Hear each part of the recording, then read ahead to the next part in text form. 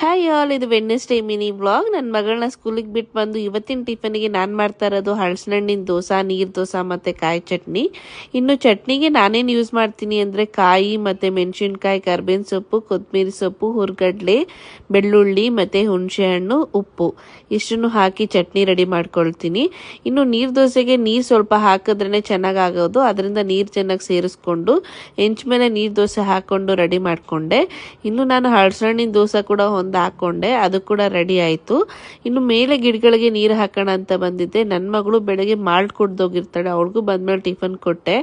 ಇನ್ನು ಗಿಡಗಳಿಗೆಲ್ಲ ನೀರು ಹಾಕಿ ಮಧ್ಯಾಹ್ನದ ಸಾಂಬಾರ್ ರೆಡಿ ಮಾಡಿಕೊಳ್ಳೋಣ ಅಂತ ಕೆಳಗೆ ಬಂದೆ. ಇನ್ನು ನಾನು ಬೇಳೆ, ಈರುಳ್ಳಿ, ಟೊಮೆಟೊ, ಬೆಳ್ಳುಳ್ಳಿ, ಕೊತ್ತಂಬರಿ ಸೊಪ್ಪು ಮತ್ತು ಕಟ್ ಮಾಡ್ಕೊಂಡಿರೋ ಸೊಪ್ಪು, ಅರಿಶಿನ, ಉಪ್ಪು ಮತ್ತು ಜೀರಿಗೆ ಹಾಕಿ ಕುಕ್ಕರ್ ಕುಗ್ಸಿ ಸಾಂಬಾರ್ ರೆಡಿ ಮಾಡಿಕೊಂಡೆ.